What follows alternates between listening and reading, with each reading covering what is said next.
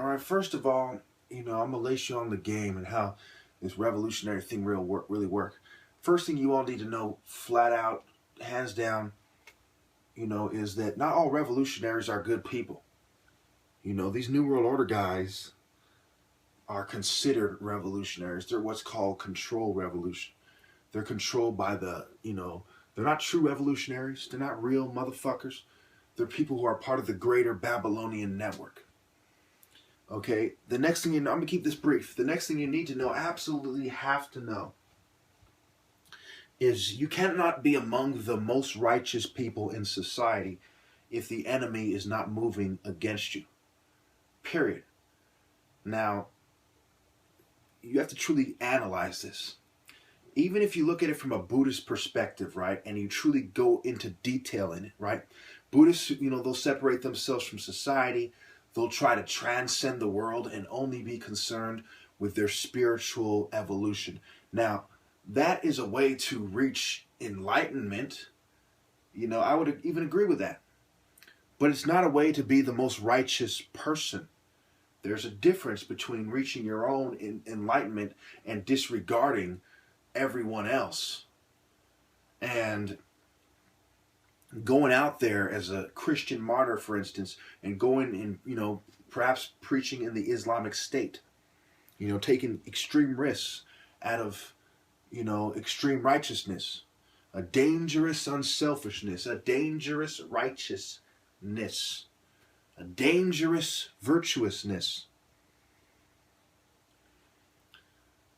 a dangerous honorable lifestyle. When you're righteous and you're doing the right thing, the enemy notices you. And if they don't come to the conclusion that they need to move against you, then obviously you're not among the most righteous people. What you're doing might be great. You might be doing great work in the community, but you're not the most righteous. Even if you invented a cure, okay? You cannot honestly say you're more righteous than somebody they're moving against. Unless, of course, you secured that cure in a way that all people can have it, and it pissed off the powers that be, and they started cracking down on you, and then you're basically in the position of the most righteous people, And now that we've looked at it from a Buddhist perspective, a Christian perspective, let's look at it from, a very common perspective in society, what common people think.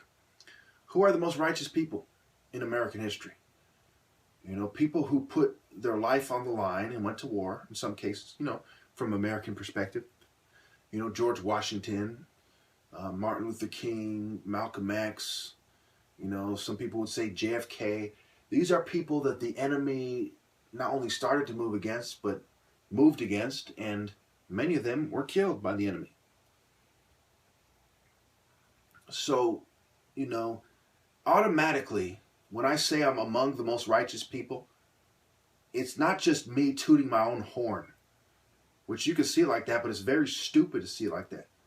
You have to acknowledge that, yes, I'm simply pointing out something that perhaps otherwise would have, gone without notice. A lot of people don't think about it this way. What they're doing to me, other TIs have done things that have pissed somebody off. They turn everything from turning somebody down for a date, I've heard that, to, kind of insignificant things. And now they're in this gang stalking program for life because these people are aggressively and assertively looking for people, to add to the targeted individual program, if you will. But me, I'm the most obvious target you'll ever see anywhere. 4,000 plus videos on YouTube. My top martial arts challenge directly challenging everything that they believe and and what they're trying to do, and those that have been given that position by the New World Order already. Because these people deal in illusions and they deal in lies. I deal in natural intellect. And true wisdom and virtue, when coupled, it automatically goes back to nature. It never fails. Okay, because when you invent a computer, it might help people, but it's also contaminating the environment. But when you invent an organic cure, or when you're in touch with your natural self, with who you really are, you look in the mirror to see your reflection. You look into nature and yourself and into the spiritual world to see who you really are. So I'm concerned with natural medicine. These are the things that I consider the highest forms of intellect, is mind, body, soul cultivation, and inventions that consider mind, body, and soul, such as medical cures, natural medicine. Martial arts in its natural form, which is really the only form it's supposed to be, but a lot of people don't get that. Natural warfare, taking a stick and putting a stone or a spearhead on it, using different elements to create a very basic weapon to be found in nature. And we see this, with, for example, otters, and, we see different, birds creating a nest. We see how in nature these things naturally take very basic elements of nature, sticks and twigs, and beavers building a dam, and, people doing things in a way to have natural protection, otters and seals, and, and they're trying to live in a very natural way. Spiders with the web. So there's this natural warfare, there's the natural defenses, there's natural, habitats and dwelling places for, nature and the creatures and the life forms of nature. Okay? So to me, the only form of true intellect pertains to nature. As soon as you go to the concrete jungle, to Babylon's system, to sorcery, to science that does not consider the environment, does not consider the home of beings that are, they have to do with, the beings that deal in mind, body, and soul. We are mind, body, and soul. The physical, the spiritual, the mental. If you do not consider that, you could have invented a fucking nuclear bomb. You could have invented the fastest plane in the world. Well, guess what?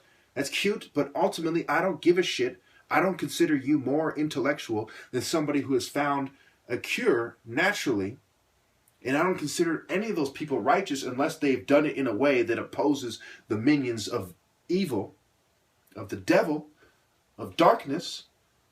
If you're not being persecuted by these people who have pretty much always been there, these evil people who choose an evil lifestyle, then you're not among the most righteous. And if you do not do things in a way that considers nature and human nature, especially, then you're not among the most intellectual. Period. And anyone who doesn't see it that way is absolutely lost. And I feel sorry for them. Because such a low level of mental achievement, such a low mental state, such a low spiritual state is a rather pathetic state. Even if you invent all the technological terrors of the future. Thank you.